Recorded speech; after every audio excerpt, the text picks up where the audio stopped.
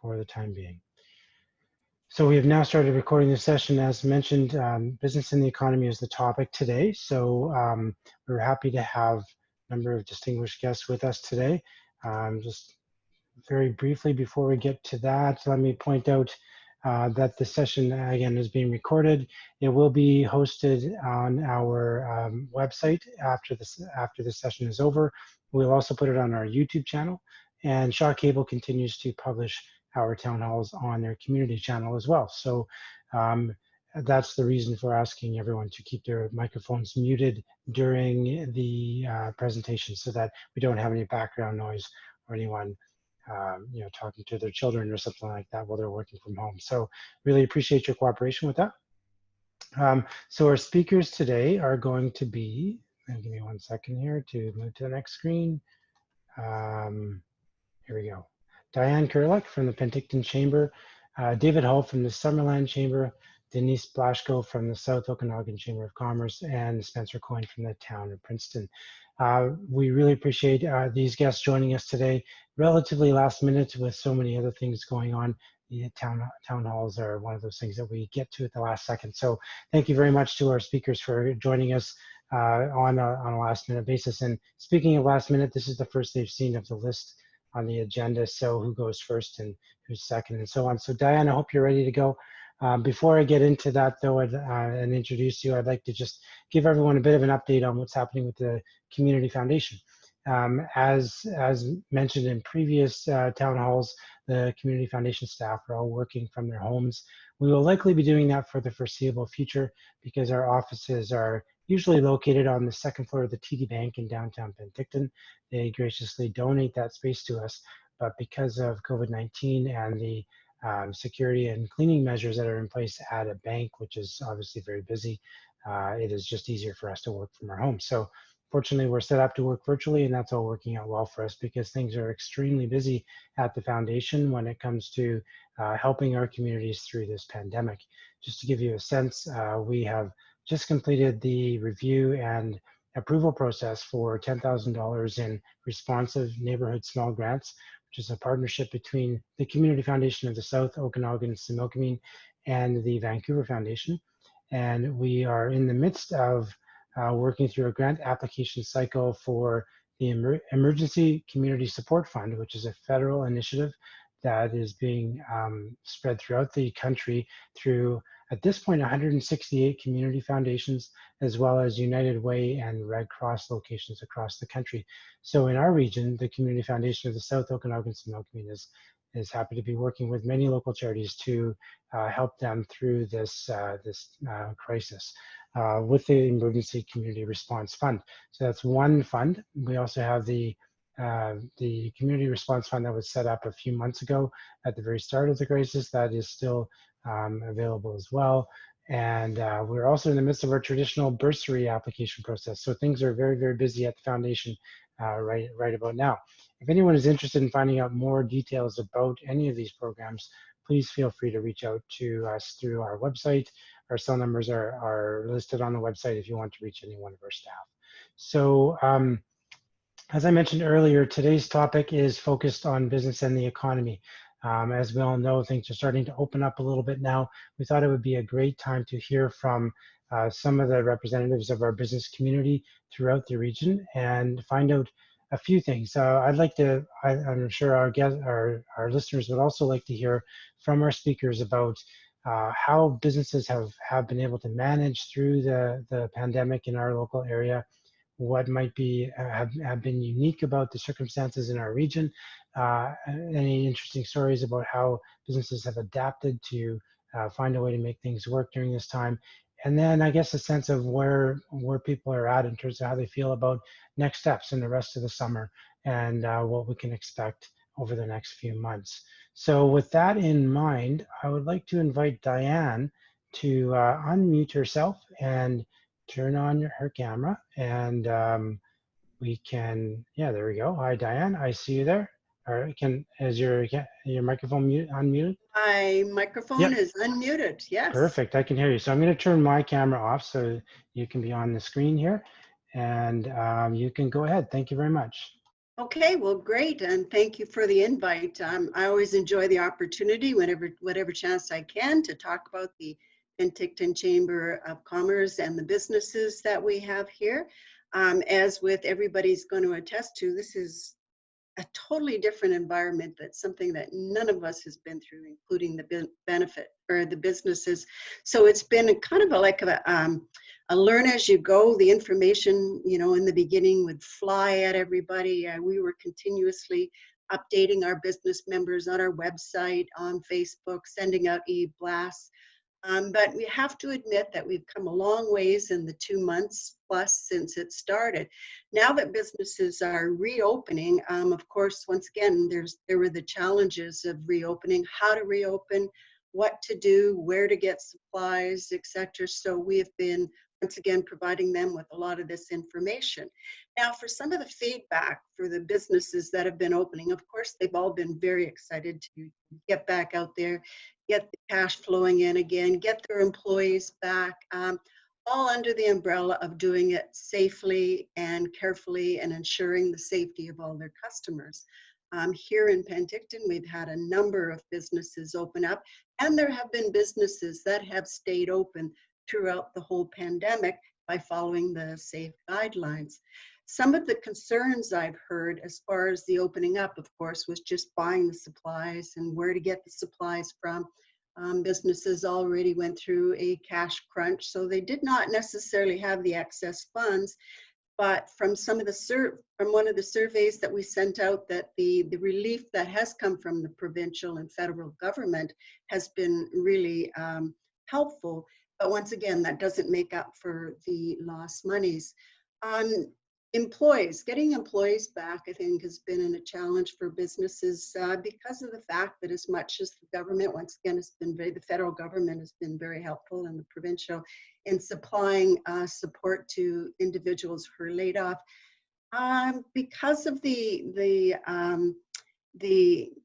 wages, I think sometimes employees may have chose not to come back quite so eagerly. So that's been a struggle for employers, and I'm sure it's going to balance out once the wage subsidy kind of is, or they're not getting that $2,000 a month.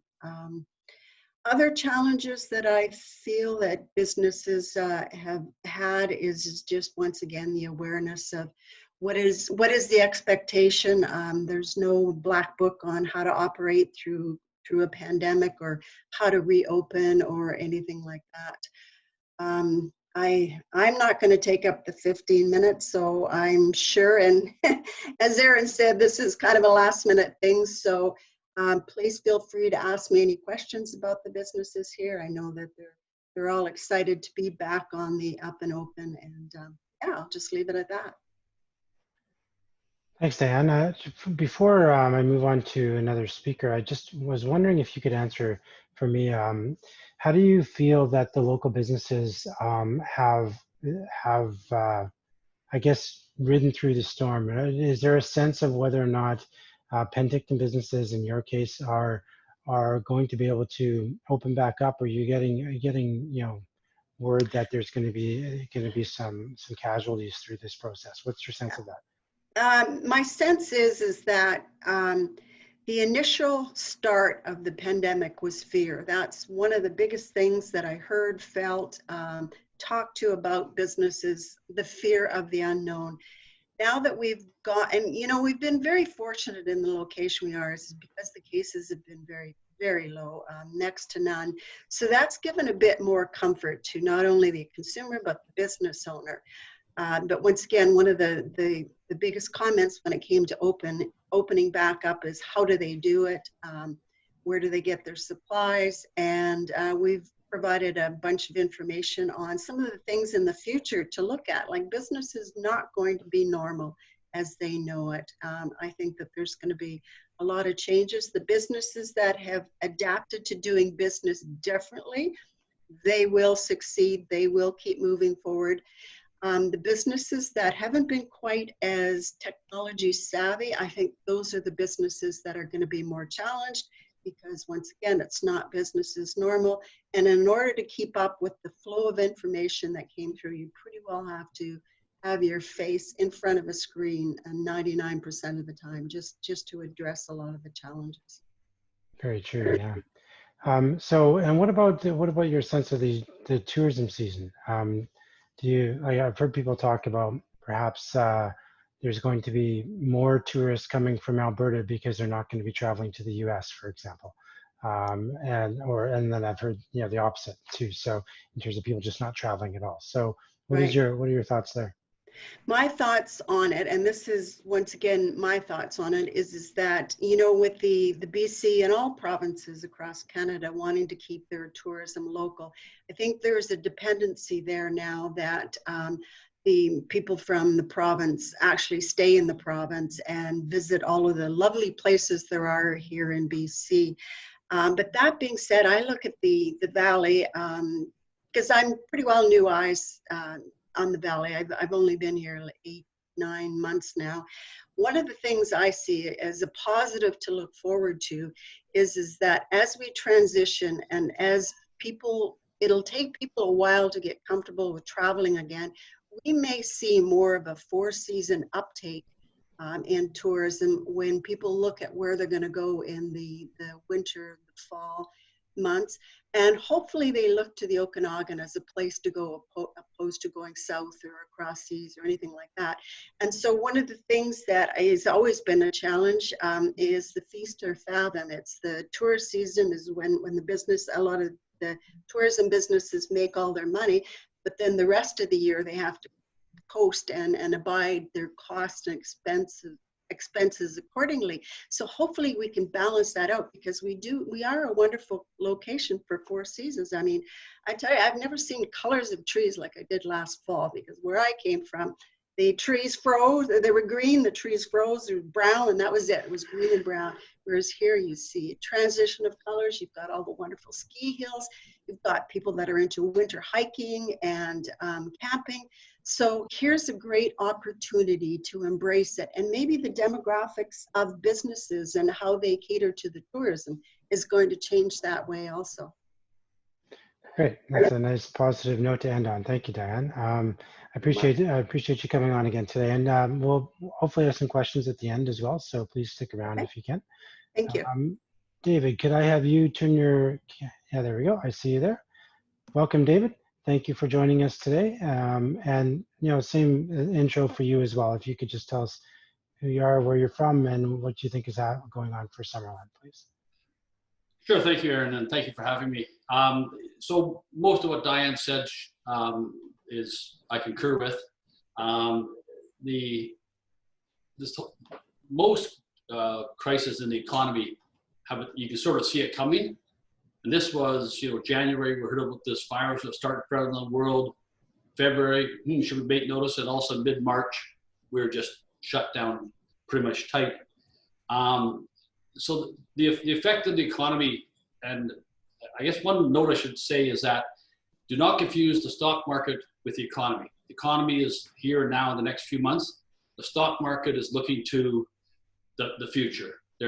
People are placing bets on 6 months from now, 12 months from now, a couple of years from now. So when we see the Dow and the S&P and the TSX going up and looking very strong, pretty much almost back to post-COVID numbers, don't mistake that as the economy is going to do well. So the biggest effect on most business is a small and medium enterprise, and they comprise 80% of the GDP of the workforce employment across Canada. So for every big, huge assembly plant in Ontario, there's 400 or 500, 4, 5, 6 person operations in Canada driving the economy. So the effect of a lot of that's going to be for charities and for not-for-profits, foundations, is I think giving is going to be difficult. It's not impossible, but I think you'll see, even minor sports teams and that, once they get going, are going to go back to their traditional, Fred's Cafe downtown kind of thing. And Fred's going to say, look, I'm barely making it. I'm sorry. I know I sponsored for 20 years. And companies that may have give $5,000 annually to, pick a name of a charity or a foundation, might be down to 2,000 or it's nothing. So that's going to ripple through the economy. And the big players, the big box stores, the big corporations, they generally give, Canadian Tire's example, very, very generous with Kids Sports Canada, but that's a big national program. So the larger players generally deal at that higher level. The biggest trouble is going to be in the economy is confidence. And I'm taking this from people a lot smarter than I am. The early reports already are that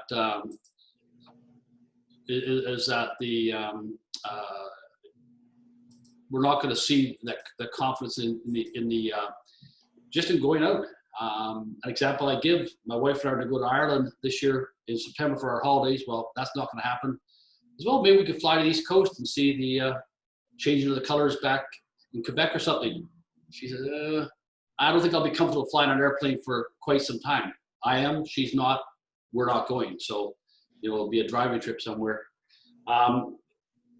One thing that downturns, recessions, crisis, call it what you like, is there's a realignment in the business community.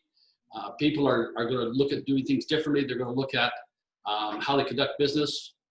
I don't know if this group would have normally met face-to-face. I have 4 or 5 of these meetings sometimes every day, and businesses are doing the same. And you're going to see corporate travel cut down. You're going to see far more work from home. Work from home is always a concept in Canada and British Columbia, but old school people still want to sort of see the face of the office. They've realized after 9 or 10 or 12 weeks, oh, it does work. We're still getting the same productivity. We can still meet. We don't have to, feel their warm pulse, but we can talk like this. So you're going to see a lot of changes, a lot of disruptions and new normals to the workplace and to business. After every event, every major event, it never goes back to the same. An example I always give is, we never went back for air travel and being in the airport to September the 10th, 2001. The world changed on September the 11th, and starting on the 12th, it's a whole new world. An example is the airports. The old days, if you remember back before 9/11, you went to the airport and most of the food, the beverage, the shops were on the pre-clearance side. You went through clearance at the last second, ran down your gate and got on the plane. Well, that doesn't happen now because you have to get there so many hours early. So you have all the shops, the services, the restaurants, post security. They've adapted, they changed, and airports and air travel then we're doing well. There's some segments of the economy that are going to be really difficult to recover. The airlines is one. I don't have a clue where that's going to end up, but it's not looking good. They raise the prices to pay for the airplane flight. The average Joe can't afford $3,000 to fly to Montreal. If they lower them, are people going to be comfortable to fly? Will they make money? So surveys, Diane and our chambers are both parts of the BC Chamber of Commerce and Canadian Chamber of Commerce, and they've done extensive surveying, and the BC results pretty much line up with the Canadian cross-Canada results, and that somewhere around 30% of the businesses are not going to make it. And this isn't just the small mom and pop operations. You're going to see, well, we've seen it. We've seen Reitman's already go down, Army, Navy, which had big stores in Greater Vancouver and Alberta. They've shut down, and there'll be more to come. In the hospitality sector, Destination BC, Thompson Okanagan Tourism, and others that have done surveys, they expect to see about 40% of hospitality. That means food, beverage, accommodators, they won't make it. I think you'll be surprised. So it sounds doom and gloom, but it's the reality. And the reality is we can get through this, and the other side's going to look different, but we will get through it. Some of the adaptations you'll see we talked about, tourism is not going to be good. Again, all these surveys and analysts are way smarter than I am. About 80% of the tourism in Thompson Okanagan comes from Greater Vancouver and Alberta. And it's about not quite equal, but about 40% from Alberta. And surveys in Alberta, monitoring traffic in places like Cranbrook, Kimberley, Fernie, Golden, which are very close to Alberta and serve that southern Alberta market. People who own vacation or summer homes there are not coming. So they think maybe mid early mid-August, you might see some change. Certainly, we will start seeing some tourism traffic from the Lower Mainland. Destination BC's got a very aggressive program they're about to launch, which basically right now they're saying be a tourist in your hometown or close to home. The next multi-million dollar campaign is go see BC. Get out to every corner and every nook and cranny of BC and get out and see it. You don't have to cross the border. It's interesting that I can't remember the number, it's into the billions of money spent by tourists coming into BC. It's just about equal to the amount of money of people from BC going out and going on holidays elsewhere. So, if we can recapture some of that BC vacation money and habits here in the province, it'll certainly lessen the blow. So we've gone through going through three phases. So we've had the crisis phase. It was March 17th, and all of a sudden things are closing down. I was literally in a pub on St. Paddy's Day, about 4:30 in the afternoon. They started closing around me, and for an Irishman, that's hard. And it's just gone, quickly downhill from there. We're now moved into the recovery phase. All sorts of organizations, including BC and Canadian chambers, sectoral organizations, they're all working with their members to help and guide them. A lot of the consternation has been from the small business owner that calls and says, I'm trying to figure out this federal program or that federal program, or trying to apply to this thing regionally or provincially. So I've spent huge amounts of time just helping people, walking through them, trying to get through the bureaucracy. I can say personally, I'm quite impressed with the response we've seen from Ottawa and from Victoria. And it's been nice to see that the partisan politics seems to be gone. I heard Andrew Weaver today, Andrew Wilkinson, the BC Liberal leader today, praising the health minister, praising Dr. Bonney. So we really have come together, and I think that's a very Canadian thing. So we've come together to get through this. But I saw a thing on the internet the other day. It says, we're not all in the same boat. We're in the same storm. And, some boats aren't going to make it. Certainly, a rising tide raises all boats, but you have to have a boat first. So these are the challenges. So now we're in the recovery phase. We're getting business starting to reopen. They're starting to figure out what the new normal will look like, the September the 12th sort of kind of date. Anecdotally, I live in Penticton, so my observations for being out and about in Penticton, and Diane and I went up for a newly opened patio on Monday, and there wasn't a lot of people there. And it's a beautiful patio right on the water's edge. So, and we're experiencing the same here. Stores have opened in Summerland, and there's just not a lot of traffic. One thing that economic downturns, recessions, call it what you like, do is they highlight what we probably all taught our kids way back when: the difference between wants and needs. We need food, we need the basics of life, etc. But we don't need probably new summer clothes for the most of us. We don't need a brand new car right now. We can wait a year. More than likely our car will still operate. So, and coming out of recessions, one thing that really gets impacted is durable goods, large ticket items, big appliances, furniture, cars, those kind of things. Those been interesting across BC and I think across Canada. Sales on recreational vehicles, bicycles, kayaks, canoes, sailboats have gone through the roof. Lots of places you can't even buy a bicycle anymore because everybody's going, well, we can't do this and that, but we can ride our bikes and that's safe. So those are some of my observations of where we're at. Again, people smarter than me, we're looking at 12 to 18 months before a settling down of whatever the new normal is going to look like. That's really excellent. Thanks very much for that, David. Really great summary. It's interesting you talk about the amount of money flowing in and out of BC for tourism.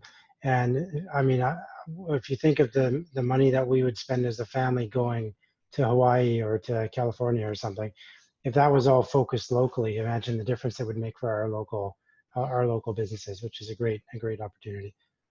Well, and certainly once we get to that level of confidence where people, I mean, there's no ban right now. You can hop in your car in Vancouver and drive to Penticton or Summerland today if you want, but people aren't. And there's probably two reasons. One is a level of comfort and confidence, and the other is that when you go on holidays, you go for the experience, right? I mean, we wouldn't go from our town to another identical town and have a holiday there because it's just like being at home. So we go somewhere that's different for the experience. And then until especially the hospitality and the tourism sector are more open and providing some of those opportunities, you know, people would probably be a bit reticent. Yeah. But yeah, my Irish vacation is probably going to turn into a trip to Vancouver Island. So my money will be kept in BC this year. Yeah, well, that's great. Thanks very much, David. I appreciate your time. Denise, could I have you turn your video and microphone on, please? Hi there. How are you? Hi, everyone. I'm very good. Thanks for the invitation to join you. Absolutely. Thanks for joining us. Yeah. So, of course, we are the South Okanagan. So we are Soyuz, Oliver, and Okanagan Falls, and kind of all those surrounding areas. So we definitely need summer tourists, right? And tourism. And so we've been having lots of phone calls coming in from Alberta and just people that have come for 20 years, and it's a family tradition. And they're wanting to know, you know, can we come in July? Are we okay to come at the end of the month? And all those types of questions. So we're working with the tourism organizations to answer those the best we can. And a lot of our businesses, like they say, we love our local BC people, but we don't know if we're going to make it if we don't be able to draw on the other provinces, because that certainly is historically their largest people and customers that come to see them. So, you know, it's been interesting for us as our busy time is just kind of starting now. So businesses maybe would have opened, you know, May long or a couple of weeks ago and really got up and running and going. So some of them are just kind of, you know, dusting their stuff off and opening up now, right in perfect timing for recovery phase. So of course they're, you know, getting ready with their work safe plans and how they're going to operate safely. And of course, we've had people that have operated the whole time, right? Landscaping, deck builders, construction. Some of the projects stopped, but a lot of those small home projects continued on, and those businesses actually struggled with staffing, of course. And so they've been really busy and they need more staff to help. And so again, just like David was saying, some people that might have had a big, you know, trip to Greece, they are now fixing up their home and working on their gardens and adding those types of things. So I know our landscaping companies and our greenhouses, they have been busy right from the get-go. And again, just really working on their staffing. And we unfortunately have had 2 businesses that I know of for sure that have officially closed down already. They just knew that they weren't going to make it through, and they just felt that they would sort of cut their losses now. And so they've closed down, and those were restaurants. We have another retail business that is having a closing out sale. She just knows she's not going to make it, and so she's going to have a closeout sale and then close down her retail shop and maybe start something else, right? Who knows? Like she said, she'll see what happens in these next few months, because people need to pivot and make other decisions, and her type of a model wasn't going to be working for what was coming forward. So yeah, we've seen everything. And then of course we've seen businesses that have tried to stay open and they don't have enough customers. So they're really struggling, and they can only go so long with this, you know, the cash flow challenges. So we've been encouraging everybody as best we can, obviously, to get out to the government programs and the funding, answer all those surveys so that we can get what we need to the right people that can make the decisions to help the businesses in our local areas. So a lot of our part has just been kind of that in between for people and the support. So we've done a lot of networking and webinar calls, and of course we've got the Okay We Got This with all of our chambers working together now, and that's great so that we can all tag on with everybody and share good webinars and good information up and down the valley, and then of course start promoting everybody up this valley for our staycations that are going to be coming up now, right, to be supporting our local Okanagan Valley. And I think, you know, it's going to be interesting. Some of our people that the chamber didn't necessarily have connections with, we have now, because again, everyone's looking for support and how can we support local. So we've been seeing more of the agriculture, community supported agriculture, and all those, delivering the homegrown food from our local farmers, maybe before they went to Vancouver for the big farmers markets or even Penticton. And now that they're pivoting, they're like, you know what, I can deliver right to the people in my town and still do very well. And a lot of those actually have wait lists already. So that's great to see in terms of all that. And I think, it's been hard, but with our 3 communities, it's been really great to see just some of our businesses, making hand sanitizer because they had that capacity to do so. And businesses helping other businesses out and cross-promoting each other, working together to put on, as much as these businesses have cash flow issues, they were doing wonderful things, working together to do fun little community projects together. Painting, one business she cut out all of these quail for people to paint, right? And partnered with the local flower shop. So we've been really seeing some really great things in a very challenging time. So that, of course, is really great to see. And we look forward to more coming up because, we've got to be working together moving forward, because the biggest thing coming from everybody now is like, we're opening now, but if we don't have a good couple of months and maybe, things don't go right in terms of the pandemic and we close down again, a lot of the businesses are saying they may not make it if that happens, right? So they're really looking forward to a successful as possible in these next couple of months for our busy season, because of course, Osoyoos, Oliver, Okanagan Falls, we rely on these few months of the year to really build up revenue, a lot of the tourism businesses. Yeah, so it's really over the next little while, it's going to be the real test, I guess, in terms of the resiliency of the businesses in the region. That's I hope everybody gets out and spends their vacation money locally for sure. Right. Couple of specific questions for you. I've heard a few things over the last while about some of the challenges with temporary foreign workers in farm labor. How has that been affecting your region, Denise?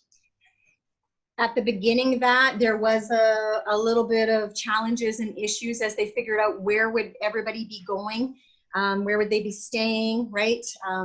And so the town of Oliver, because they have, the big group of camps that come and stay in the Oliver area. So, the town of Oliver and the mayor, they really kind of took charge of that. And I believe the regional district is in charge of the camp that's up by Covert Farms. And they've put some great signage in and working on just sort of so that everyone knows sort of distancing and being hygienic and all those types of things. And for the farms to really communicate with their workers, sort of the protocols that need to happen so that everybody can stay safe. And of course, we, the chamber, we didn't have a big role in that because the towns in the regional district, and then of course your Cherries Growers Association, your Fruit Growers Association, they were really working very closely with everybody on that. But that's sort of the feedback we got, was that the farms were getting the support from them, communicating with their staff, I guess, and their workers that have come in from other countries or over from Quebec. Again, just really safe protocols. And so far, I haven't heard of any big challenges or issues in the area that has been brought to our attention anyways. That's great news. Sorry, were you going to say something else? And I was just going to say too, like in terms of the farmers as well, I learned a lot about farming, but some of the really small farms, they just said, you know what, we're a little bit nervous about this health issue, and this year we're just going to lay low. So they didn't even hire anybody or bring people in from other countries, because they just said, you know what, we have senior parents in the house with us and all those types of things. And they just kind of said, you know what, we're just going to kind of shut down the farm for this year. They have the wherewithal to do that. Yeah. And then they'll start up again, next year, hopefully. Right. So I think everybody that's spoken so far has talked about travelers from Alberta. And I'm sure you've heard, like I have, of some of the confrontations that have taken place between the BC residents and people driving cars with Alberta plates on them. Any thoughts on the reception that Albertans would receive if they, when they come to the Okanagan Valley, specifically your area? Right. And, they're here now. Manitoba, Saskatchewan, Alberta, we see plates all the time. It's every fourth car year round in Osoyoos and Oliver. Mhm. Because they live here and they live here 6 months of the year. So some of them haven't even gone home yet, right? Like they're just Yeah. kind of going home to the prairies now. And then, of course, we also have workers from Alberta, right? And maybe they have their work Mhm. truck that's with them because they haven't been able to fly. So I think there was some, tough times there for a bit when there was some people that took it into their own hands to speak to people from other provinces with license plates. But it's really gone through social media fast and furious out here that we don't know if they live here. We don't know if they're husbands or wives of people that live here. Like, we just don't know, and we want to be kind. And I have heard of some people putting notes on people's cars now and saying, welcome, right? And so that's good. And I do feel here in Osoyoos, Oliver, certainly that it has calmed down, and I think people are sort of starting to calm down a bit, especially now that we've going into this next phase. But certainly there's still the few people that are worried about our senior population and worried about somebody bringing it in from outside. But definitely it's calmed down from those first few weeks. Great. That's good to hear. Well, thank you again, Denise, for joining us today. And please stay with us in case we have any questions at the end. So Yep. I'd like to now invite Mayor Coyne from Princeton to please turn on your camera and your microphone and join the call.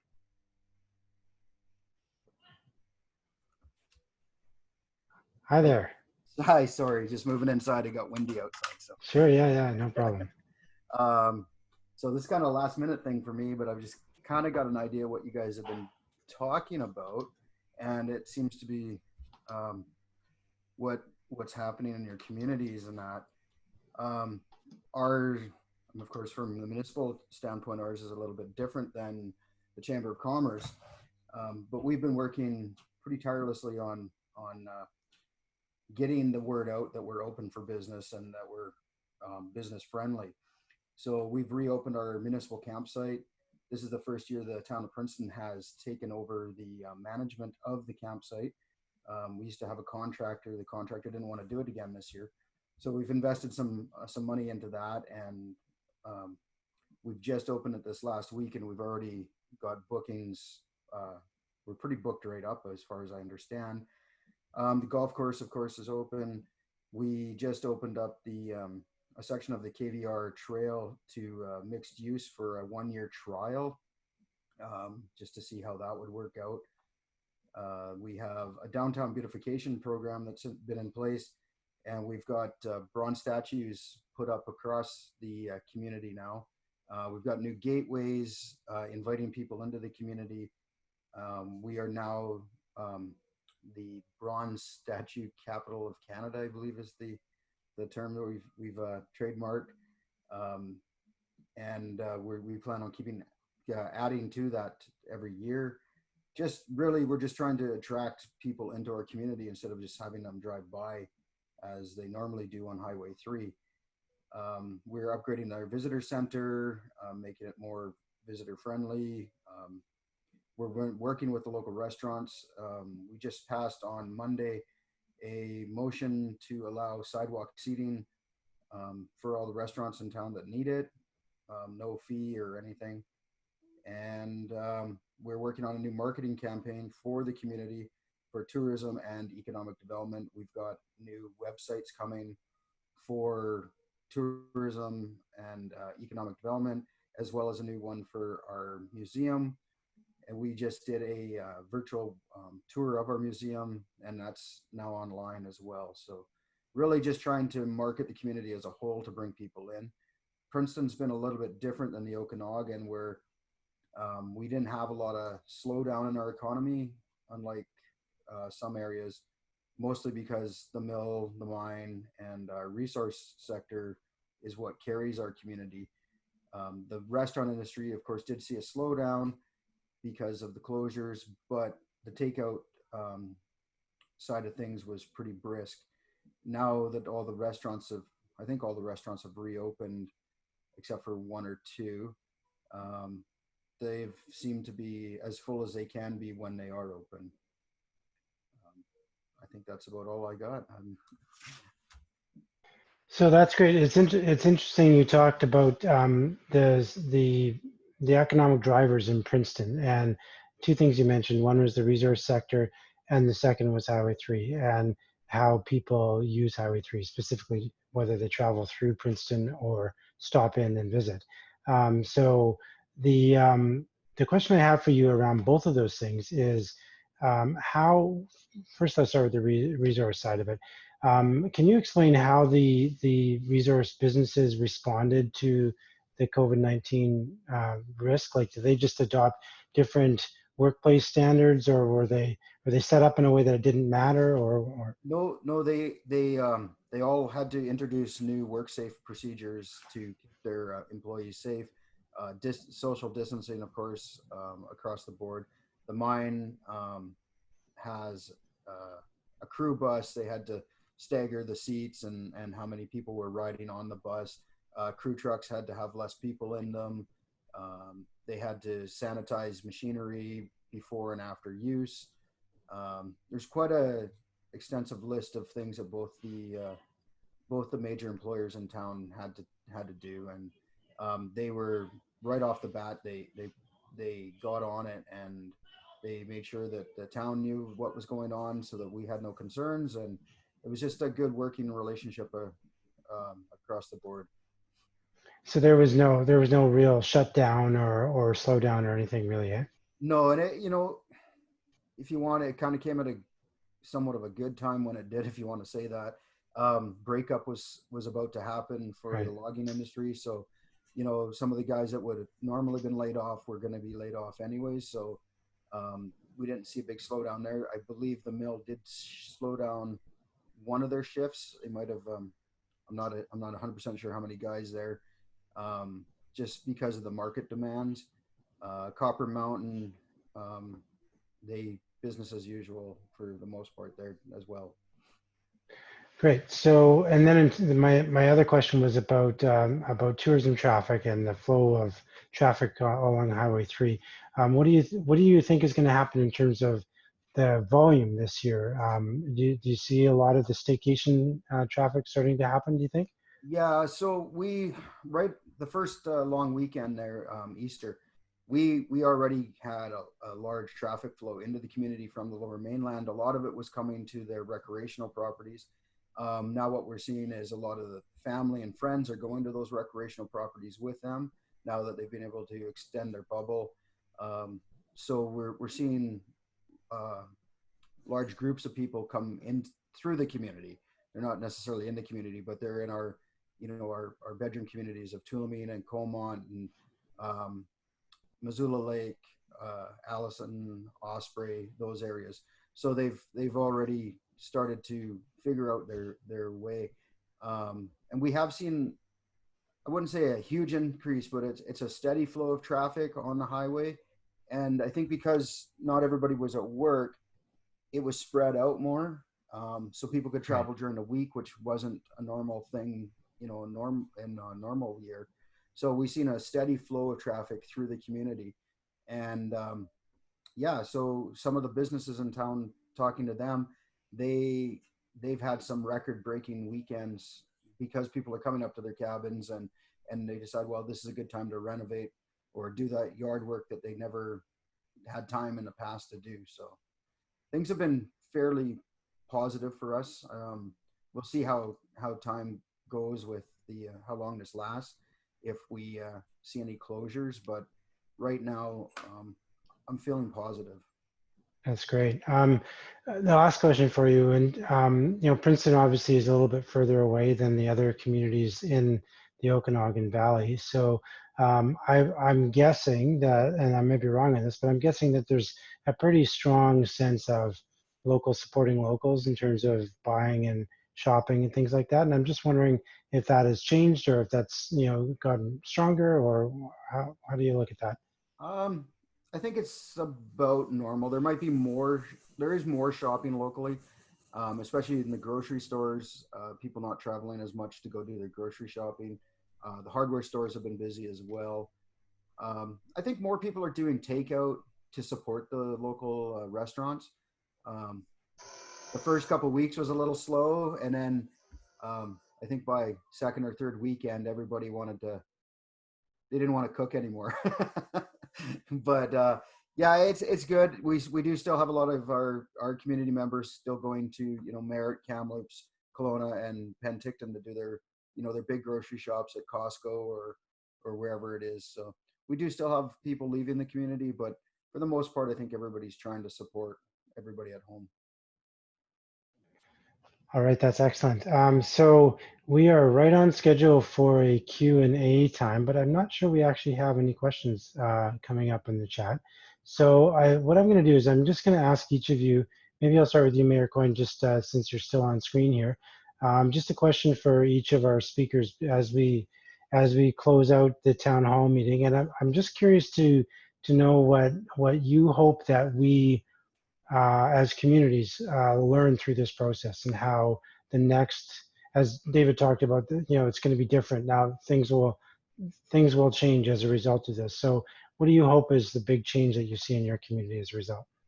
I think there's two things. I hope we see more people supporting local as a whole, and the other thing is more resiliency and diversity in our economy, so that when we do see, you know, these trying times, we don't see massive swings up and down. Sounds good. Thank you very much. So if I could get Denise and David and Diane to turn their cameras back on, and maybe let's go in opposite order. Maybe we can get Diane to speak next about what your hopes are for how your local communities are going to adapt and improve on the future. I believe one of the biggest ways that businesses need to adapt is that business not go on as normal. Like, this is no longer normal. We are in the, it's called business as unusual. And so they really need to start thinking out of the box. I'm looking at all the resources. High on the top of the list for them is customer service. I think that to gain the confidence of the customer back right now, you have to bend over backwards more so than ever, just to get the customer to feel more comfortable with coming into their shop, wanting them to come back, whatever service they're offering. I think that's really, really important. Excellent. Thanks, Dan. How about you, Denise? Sort of too similar. I mean, we've always talked about supporting local, but I think that there's just such a deeper conversation about what support local means.